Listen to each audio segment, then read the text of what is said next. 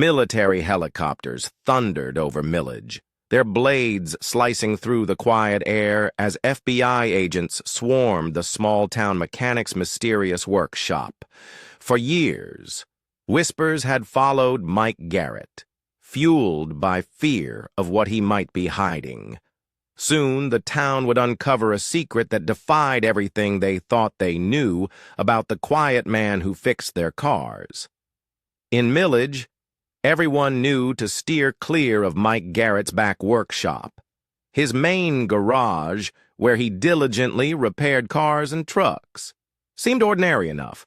A concrete floor stained with oil, tools meticulously hung on pegboards, the constant, comforting scent of grease and metal.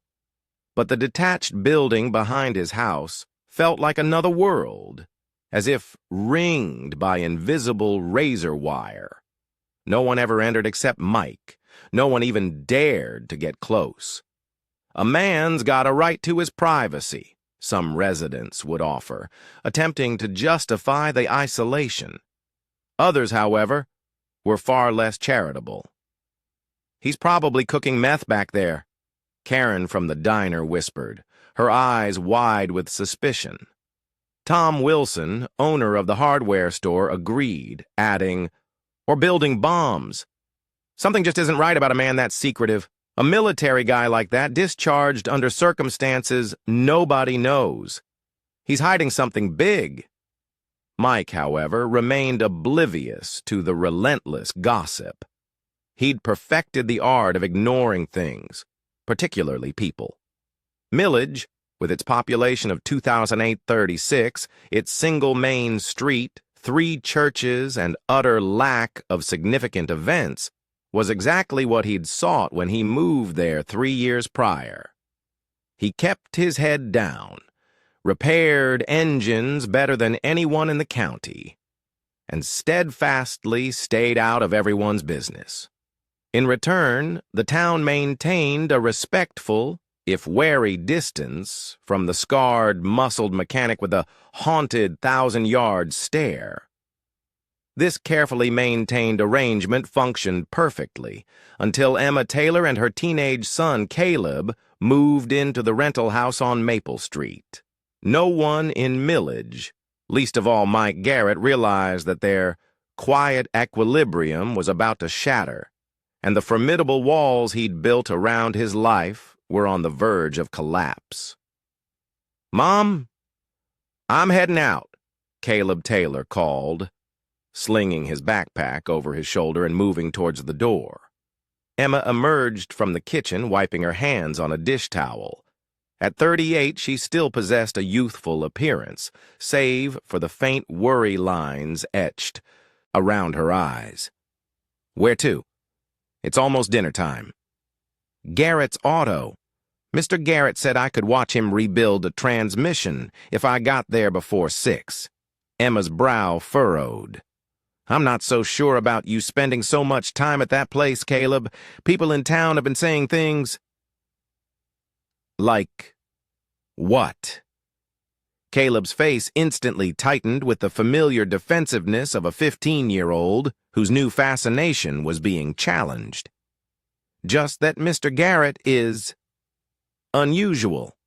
He keeps to himself. Might have some issues from his military service." Caleb rolled his eyes. "He's just quiet, Mom, and he knows everything about engines. Yesterday, he showed me how to diagnose a fuel injector problem just by listening. Has he ever mentioned what he keeps in that workshop behind his house? Mrs. Peterson at the grocery store says no one's allowed back there." "Nope. It's off limits, but that's his business, right?" Caleb shifted impatiently. "Can I go?" 7 o'clock sharp and straight home afterward." "Thanks, Mom." Caleb was out the door before she could change her mind.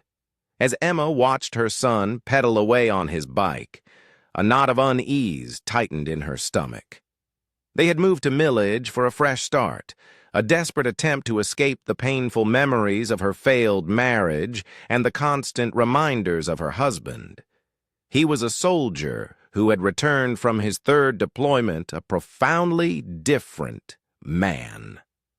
A man who had eventually walked away from his family rather than allow them to witness his deterioration. Emma had kept the true reason for choosing this particular small town hidden from Caleb. She hadn't mentioned the hushed rumors she'd picked up through the military spouse network about a remote place where some veterans, when traditional medicine failed them, supposedly found solace. Emma had no idea if those whispers held any truth. But after exhausting every official channel trying to help her husband, she was desperate enough to follow even the faintest glimmer of hope. What she never expected was that her son would be the one to make first contact with the mysterious mechanic at the very heart of those whispered stories. Mike Garrett wiped grease from his hands as he finished explaining the transmission rebuild to the Taylor kid. The boy was sharp, asked insightful questions, and, remarkably for a teenager, actually listened to the answers. "That should do it for today," Mike said, glancing at the clock. "Your mom expecting you home?" "Yeah, by 7. Caleb hesitated, his gaze drifting towards the windows at the back of the garage. Windows that offered a partial, tantalizing view of the separate workshop building. "Can I ask you something, Mr. Garrett?" Mike tensed slightly, his posture becoming subtly more rigid. "Depends what it is." "What's in the workshop back there? The one everyone in town talks about." "Private projects." Mike's voice flattened, losing all warmth. "Nothing that concerns anyone else." "But we all need our own space, kid." Mike cut him off, though not unkindly. "Some boundaries don't need crossing. That workshop is mine." Caleb looked visibly disappointed, but nodded understandingly. "Sorry. Didn't mean to pry." Mike softened slightly, a flicker of something akin to recognition passing over his face. The kid reminded him of someone, a young Marine he'd served with. The same earnest expression, the same innate mechanical aptitude. That Marine had died in Mike's arms after their convoy hit an IED. "It's fine," he murmured. "Just remember, curiosity can get you in trouble sometimes." Mike reached for his wallet. "Here's 20 for helping with the oil changes this afternoon." "You don't have to pay me for watching and asking questions." "I'm not," Mike corrected, a faint, almost imperceptible smile touching his lips.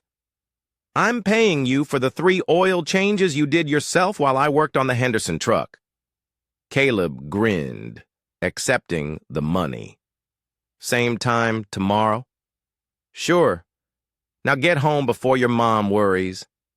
After Caleb left, Mike locked up the main garage and walked the short path to his house, a modest single-story home that came with the property when he bought the garage. As he approached his back door, he noticed movement near the corner of his workshop. He froze, his hand automatically reaching for a sidearm that wasn't there anymore. "Who's there?" he called sharply. Sheriff Davis stepped into view, looking slightly embarrassed at being caught. "Evening, Garrett. Just doing rounds." Mike wasn't fooled. The sheriff had never done rounds on his property before. "Didn't realize my property needed special attention." Sheriff Davis was in his 50s, with the weathered face of a man who'd spent his life outdoors and the shrewd eyes of someone who noticed far more than he let on. "Heard you've been spending time with the Taylor boy." "He's interested in cars. I'm teaching him a few things." "His mother know he's here?" Mike's jaw tightened. "Ask her yourself. I'm not in the habit of taking kids without their parents' knowledge." "Never said you were." Davis studied Mike for a long moment. "Town's been talking, Garrett, about your comings and goings. Strange noises from that workshop at night. Vehicles with out-of-state plates showing up at odd hours. Last I checked, it wasn't illegal to have visitors or work late. No, it's not. The sheriff adjusted his belt. But practicing medicine without a license, that would be illegal. Mike went very still. I fix cars, Sheriff. Nothing more. That's so? Because Bill Henderson's brother, the one who came back from Afghanistan with that traumatic brain injury, he's suddenly walking and talking almost normal after visiting you. Davis raised an eyebrow. His family's been taking him to specialists for years with no improvement. Then he spends a weekend here, and suddenly he's a new man. Sounds like good news to me, Mike said carefully. But I don't see what it has to do with my garage. Doc Peterson's concerned. Says someone's treating veterans in this county. Surgical procedures, experimental therapies, who knows what, and it's dangerous. Doc Peterson should mind his own patients. That's just it, Garrett. Some of his patients are getting treatment elsewhere. Treatment that's working when his didn't. The sheriff took a step closer. Now, I'm not interested in shutting down something that's helping people. But if you're operating outside the law, eventually someone's going to get hurt, and then I can't look the other way. I appreciate your concern, Sheriff, but there's nothing illegal happening here. Now, if you don't mind, I've had a long day. Davis nodded slowly. All right, but this conversation isn't over, Garrett. Whatever you're doing, be careful. Not everyone in town is as understanding as I am. As the sheriff walked away, Mike felt a familiar tension building at the base of his skull. The warning signs were all there. Increased attention, direct questions, official interest. He'd have to accelerate his timeline, move his operation, or shut it down completely again. But that would mean abandoning people who desperately needed help. People the system had failed. People like his former teammates who died waiting for treatments that came too late. Mike entered his house, locked the door, and headed straight for the secure phone he kept in a locked drawer. He'd need to warn the others, and he'd need to be more careful about who he allowed near his garage, especially teenagers with too many questions and too much curiosity. What Mike didn't know was that his conversation with the sheriff had been observed by someone else. Someone whose curiosity had just been amplified by every word exchanged between the two men. And by this time tomorrow, that curiosity would ignite a chain of events that would expose everything Mike had been hiding. Dr. James Peterson slammed his office door, making his receptionist jump. The doctor was normally even-tempered. But today's news had pushed him over the edge. 2 more of his patients had canceled their follow-up appointments. Both veterans, both claiming they were seeking alternative treatments. He knew exactly what that meant. They were going to that mechanic. Peterson had practiced medicine in Millidge for 30 years. He prided himself on keeping up with the latest treatments, attending conferences, consulting with specialists when needed. Yet somehow, a mechanic with no medical credentials was succeeding where he had failed. It was humiliating and, more importantly, dangerous. The doctor picked up his phone and dialed a number he rarely used. Regional Medical Board. How may I direct your call? This is Dr. James Peterson from Millidge Community Health. I need to report a case of unauthorized medical practice. After providing details and answering questions, Peterson hung up, feeling a complex mixture of righteousness and guilt. If this Garrett was actually helping veterans, wouldn't shutting him down cause harm? But practicing medicine without training, that was playing with fire. This is for their own good, Peterson muttered to himself. Whatever he's doing can't be safe.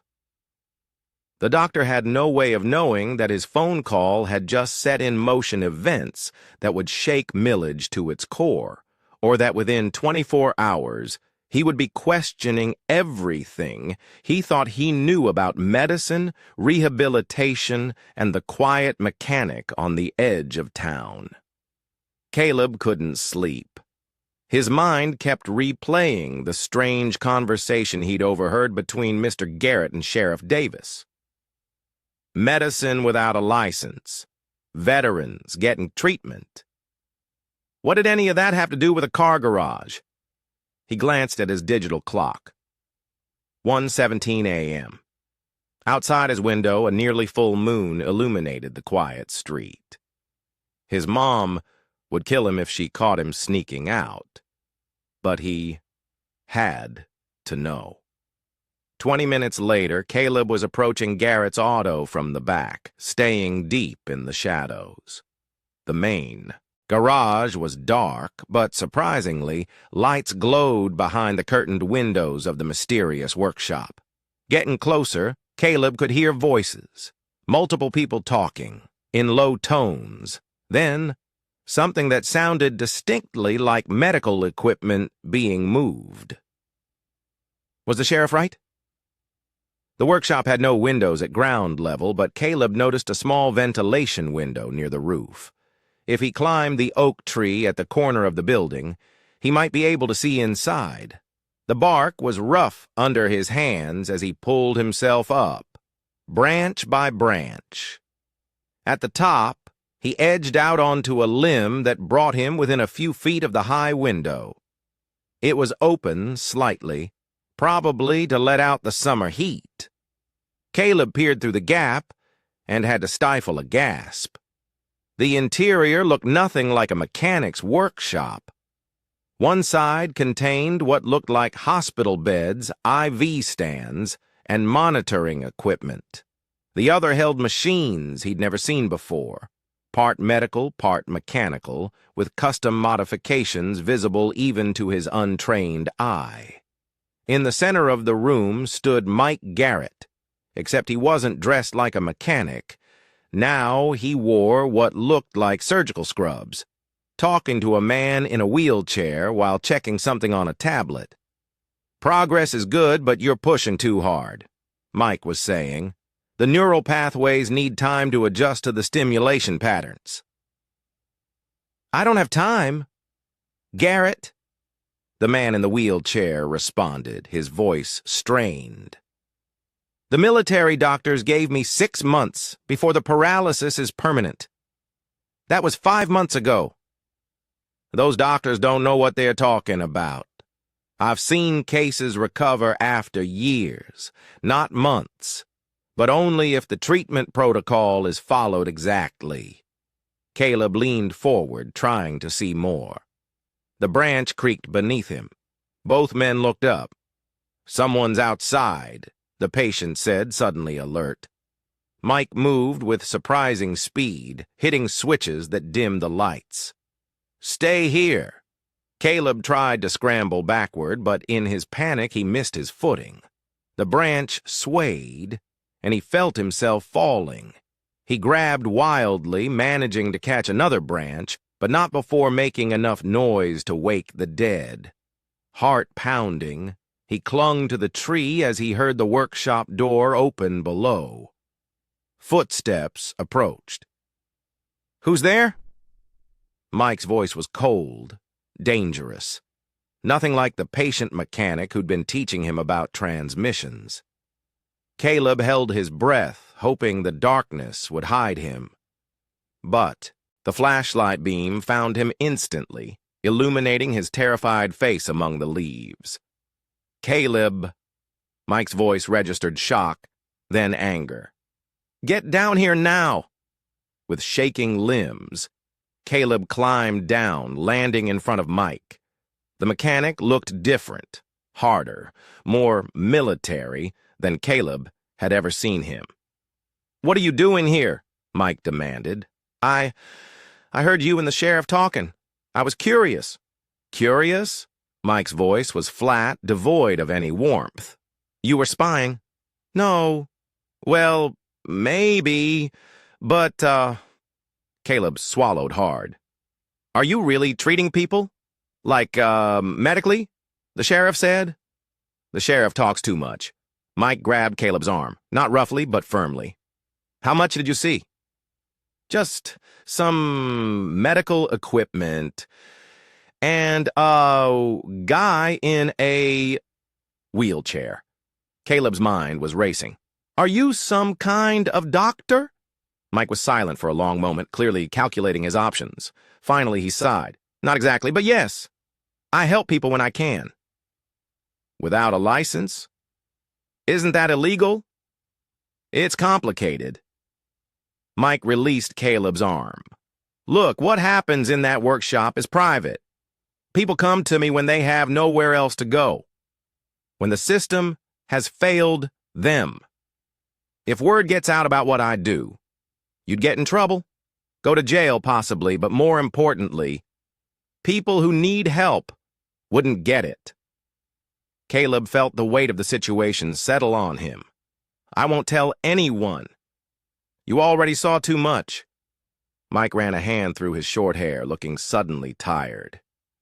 Does anyone know you're here? No. Mom's asleep. Good. Let's keep it that way. Mike's expression grew even more serious. You need to forget what you saw tonight, Caleb. For your safety and for the people I help. What people? Just veterans. Mike hesitated. Mostly men and women who served their country and came back broken. The VA does what it can, but it's overloaded, underfunded, and tied up in red tape. Some cases fall through the cracks. Like my dad. The words slipped out before Caleb could stop them. Mike frowned. Your dad's a veteran? Caleb nodded slowly. 3rd Battalion, 4th Marines, 2 tours in Iraq, 1 in Afghanistan. Came back with a traumatic brain injury and PTSD. Mom tried everything to get him help, but he just kept getting worse. His voice grew quieter. He left us a year ago. Said he couldn't let us watch him fall apart. Something shifted in Mike's expression, a recognition, perhaps even a kinship. I'm sorry, Caleb. That's rough. Could you have helped him with whatever you do here? Mike didn't answer immediately. Maybe. Every case is different. A sound from the workshop interrupted them. Someone calling Mike's name. I need to get back to my patient, Mike said. You need to go home. And Caleb, not a word about this to anyone, especially your mother. Caleb nodded, though guilt was already churning in his stomach. Lying to his mom felt wrong, but betraying Mr. Garrett's trust seemed worse somehow. Can I come back to learn more about what you do? Mike shook his head firmly. Absolutely not. This isn't a science fair project, kid. It's deadly serious. People's lives are at stake. He fixed Caleb with a penetrating stare. No buts. We never had this conversation. Tomorrow you're just the kid who's learning about cars, nothing more. As Caleb reluctantly headed home through the darkness, his mind was spinning with questions. Why would a mechanic be treating veterans in secret? Where did he learn to do it? And most importantly, could he help find Caleb's father and fix whatever was broken inside him? What Caleb didn't realize was that his discovery had just placed both him and Mike Garrett at the center of a storm that was about to break over Millidge. And by this time tomorrow, nothing would be the same for either of them. Dawn was just breaking when Sheriff Davis received the call.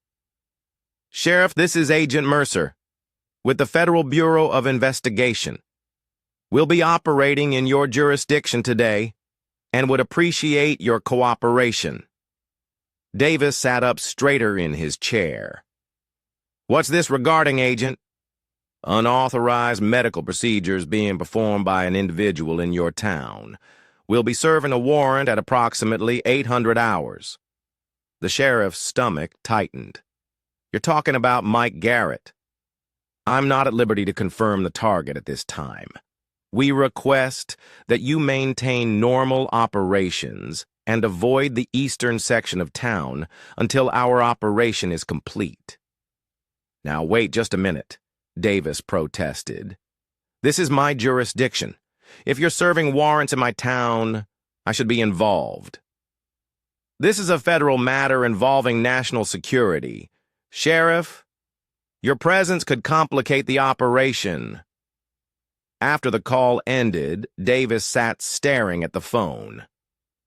National security? What the hell was Garrett involved in? He had a decision to make. Follow the FBI's instructions and stay away or give Mike a heads up about what was coming. The man was a veteran who'd served his country. Didn't he deserve at least a warning? But if Garrett was doing something that constituted a national security threat, warning him could make the sheriff an accessory. Davis reached for his keys. He might not warn Garrett directly, but he could at least drive by and assess the situation. What'd he do after that? Well, he'd figure it out when he got there. Emma Taylor was making breakfast when Caleb shuffled into the kitchen looking like he hadn't slept a wink. You okay, honey? You look exhausted. I'm fine. Just didn't sleep well. Caleb avoided her eyes as he reached for the orange juice. Emma studied her son. In the years since her husband had walked out, she'd become acutely attuned to Caleb's moods and expressions.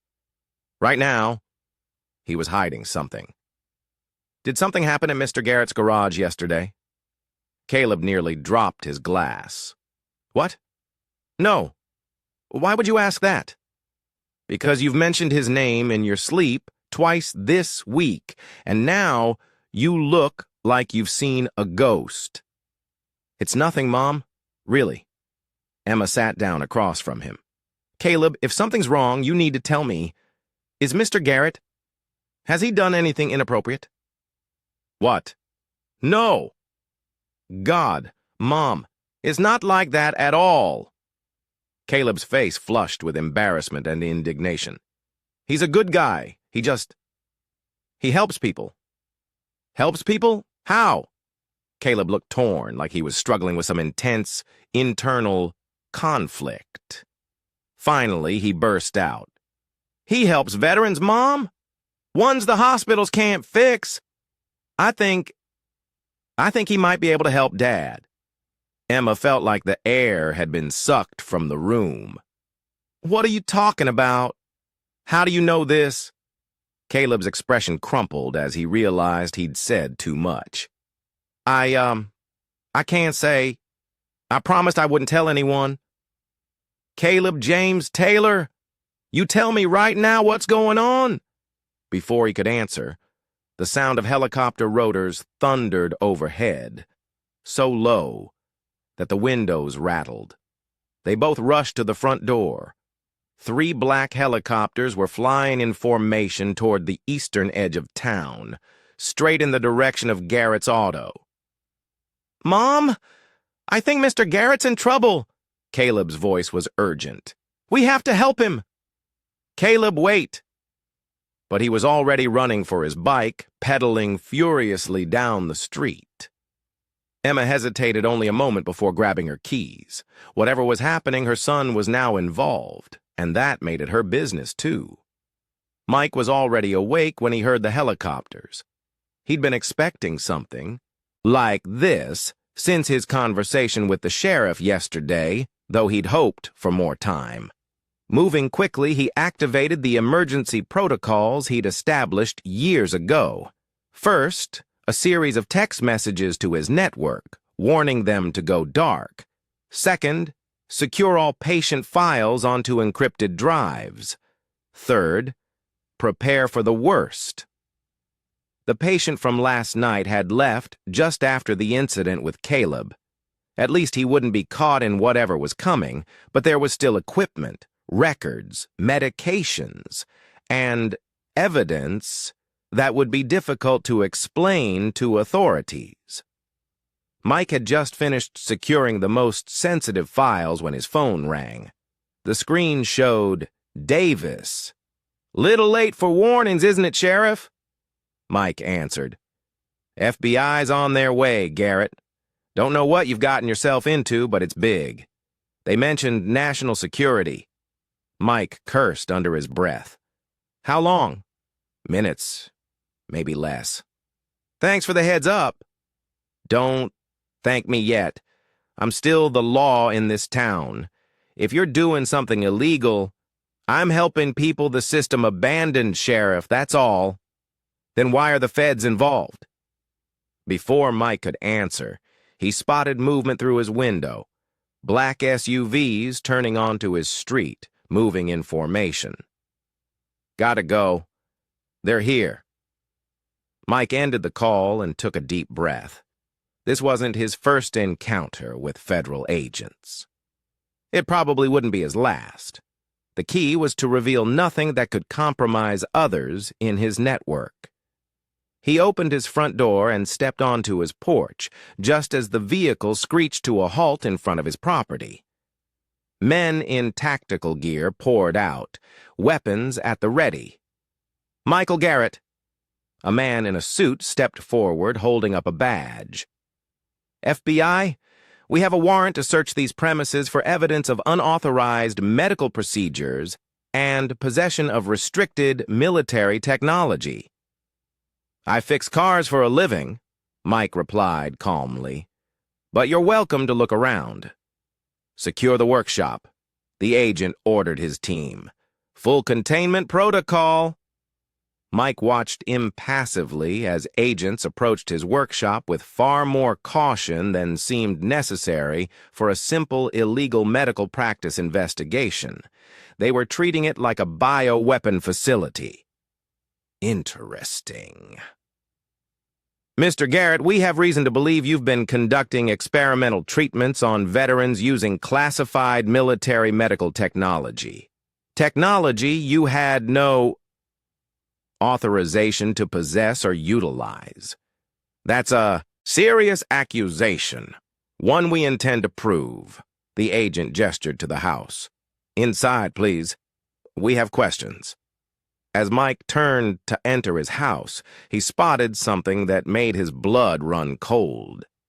Caleb Taylor, pedaling furiously toward the growing scene, determination written across his young face. This was about to get complicated in ways even Mike hadn't anticipated, and he had no idea that the day's biggest surprise was still to come. The crowd forming at the edge of Mike's property grew as word spread through Millidge. FBI agents swarming a local business wasn't an everyday occurrence in a town where the biggest crime was usually shoplifting at the convenience store. Sheriff Davis had established a perimeter, keeping onlookers at a safe distance. He spotted Caleb trying to push through and intercepted him. "Whoa, son, you can't go in there." "But I need to talk to them. Mr. Garrett hasn't done anything wrong." "That's for the FBI to determine." Davis placed a firm hand on Caleb's shoulder. "How do you know what Mr. Garrett's been doing in that workshop?" Caleb hesitated. I've been working at the garage. He's a good person." "That may be, but good people sometimes make bad choices." Emma's car pulled up, and she rushed over to Caleb, relief and anger warring on her face. "Caleb, what were you thinking running off like that?" "Mom, they're going to arrest Mr. Garrett. We have to stop them." "We're not stopping anyone," Emma said firmly. "This is a federal matter." "But you don't understand. He helps veterans like Dad. He might even know how to find him." Emma stilled, her eyes widening. "What are you talking about?" Before Caleb could explain, the crowd's murmuring grew louder. Everyone was looking up. 3 massive CH-47 Chinooks had appeared, their distinctive dual rotors creating a thunderous sound that drowned out all conversation. These weren't the sleek FBI helicopters. These were heavy military transport aircraft capable of carrying dozens of troops and equipment. They circled once, then began to descend toward an empty field adjacent to Mike's property, the powerful downdraft from their rotors bending the surrounding trees and kicking up a cloud of dust visible from hundreds of yards away. "What the hell?" Sheriff Davis muttered. The FBI agents appeared equally confused, some reaching for phones while others formed a tighter perimeter around Mike's buildings. The lead FBI agent approached Davis. "You didn't mention military involvement, Sheriff." "Because I didn't know about it," Davis replied honestly. "This is as much a surprise to me as it is to you." The first Chinook touched down, its massive rotors slowing as the rear loading ramp lowered. A tall, uniformed man stepped out. Even from a distance, his bearing and the insignia on his uniform made his rank clear. "Is that a general?" someone in the crowd whispered. It was, and he wasn't alone. Behind him came several more officers and a group of men and women in civilian clothes, some using crutches or wheelchairs, others moving with the careful gait of those adjusting to prosthetic limbs. The general approached the FBI perimeter with calm authority. "I'm Major General Robert Wilson, United States Army Special Operations Command. I need to speak with your agent in charge immediately." The crowd watched in stunned silence as the general was escorted to where Mike sat in the back of an FBI vehicle. The two men spoke briefly, then both disappeared into Mike's house along with several other officials. For nearly an hour, the town of Millidge held its collective breath, speculation running wild. Was Mike a spy? A terrorist? Some kind of rogue military scientist? Finally, the door to Mike's house opened. The FBI agent in charge emerged first, followed by the general, and then Mike himself, not in handcuffs, but walking freely. The general stepped forward and addressed the gathered agents and onlookers. His voice carried easily across the hushed crowd. "There appears to have been a significant misunderstanding regarding Mr. Garrett's activities. After reviewing the evidence and speaking with Mr. Garrett, we've determined that no laws have been broken that warrant federal intervention. The FBI will be standing down." A murmur of confusion rippled through the onlookers. "But what about the unauthorized medical procedures? The restricted technology?" The FBI agent protested, loud enough for everyone to hear. "Mr. Garrett operates under special dispensation from the Department of Defense Advanced Research Projects Agency," the general replied, his voice firm. "His work with veterans is part of an approved pilot program testing rehabilitation techniques for combat injuries. While the program itself is classified, his participation is fully authorized." Emma felt Caleb clutch her arm. "See, Mom? I told you he was helping people." The general wasn't finished.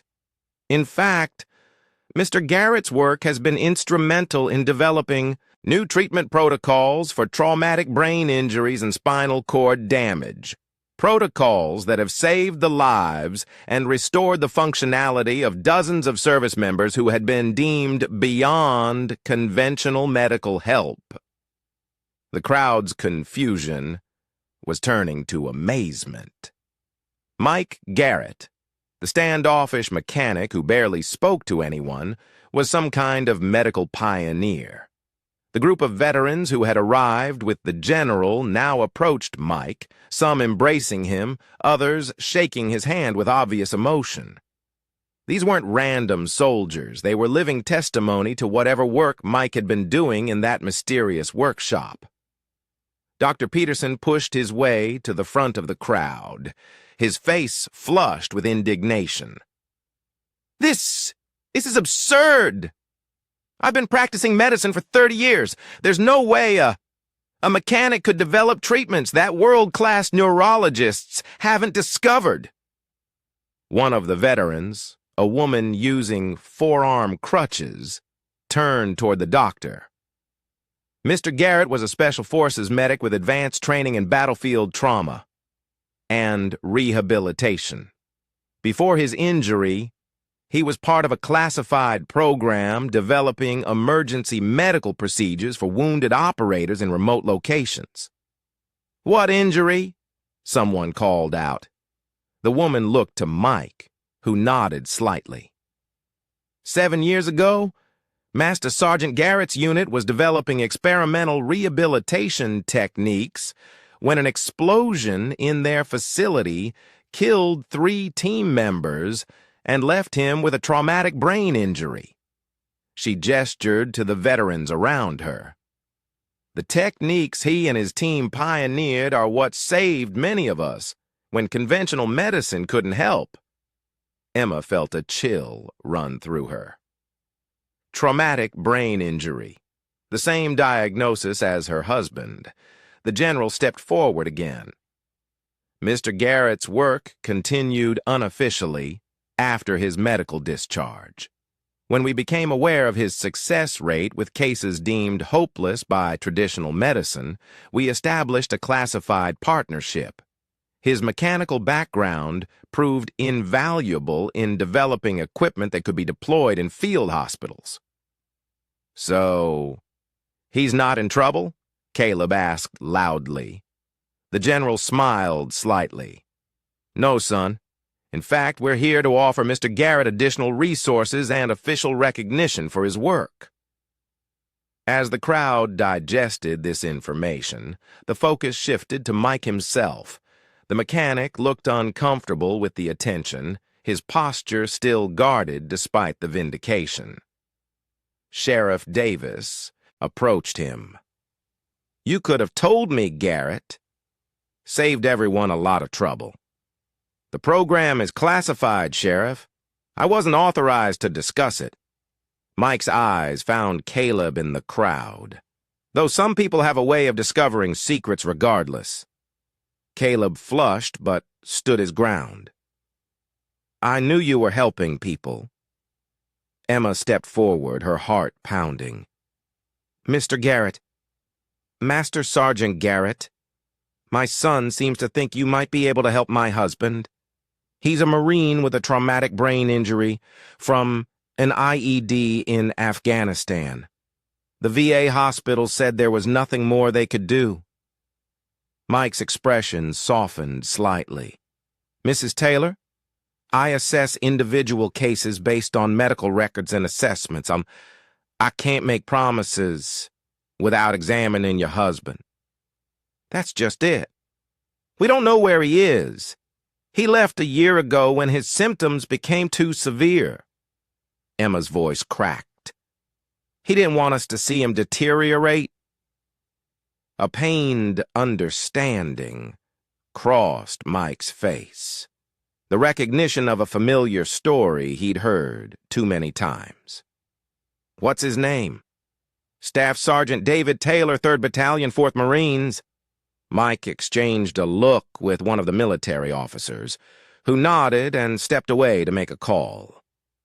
"Mrs. Taylor, we may be able to help locate your husband through veteran networks. If he's seeking treatment anywhere in the system, there will be records." For the first time in over a year, Emma felt a flicker of real hope. She hadn't come to Millidge certain that the rumors were true. She'd been desperate, grasping at straws, and now somehow her son's curiosity had connected them directly to the source of those rumors. The crowd began to disperse as the immediate drama concluded. The FBI agents packed up their equipment, clearly unhappy about the military's intervention, but powerless to continue their investigation. Mike found himself surrounded by townspeople, The same ones who had whispered about him for years, now looking at him with newfound respect and no small amount of awe. "So, you're not just a mechanic?" Karen from the diner asked, wide-eyed. "I am a mechanic," Mike replied firmly. "I'm also other things." Tom Wilson from the hardware store shook his head in amazement. "3 years you've been here, and none of us had a clue what you were really doing. Helping wounded veterans right under our noses." "That was the point," Mike said. "These men and women deserve privacy during their recovery, not to be gawked at or treated differently." Dr. Peterson approached cautiously, a hesitant look on his face. "I may have been hasty in my judgment, Mr. Garrett. If your treatments are helping veterans where conventional medicine has failed, I should be learning from you, not reporting you." 3 weeks later, official military signage replaced the keep-out vibe of Mike's workshop. The town's whispers had transformed. Millidge now claimed their miracle mechanic with fierce pride. A military vehicle pulled up to the Taylor house during a thunderstorm. Emma's heart stopped as a figure emerged. David, thinner and grayer, but standing straighter than when he'd left. "Dad!" Caleb's voice cracked as he ran across the yard. David's eyes found Emma's, clear, focused, present in a way they hadn't been for years. No words were needed as the family reconnected in the pouring rain. Mike watched from his truck, then drove away before they spotted him. Some reunions deserved privacy. Millidge transformed over the next months. Mike's forbidden workshop expanded into a research facility that drew veterans from across the country. Dr. Peterson now worked alongside the mechanic he'd once reported, humbled by results he couldn't deny.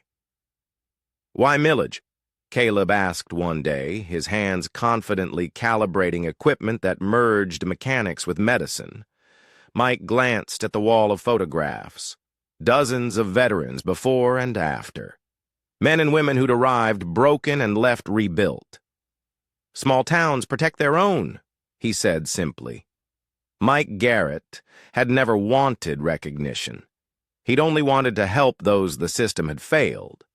But sometimes, the greatest healing happens when secrets are finally brought into the light. When a town discovers that the mysterious mechanic they'd feared was actually the hero they needed all along.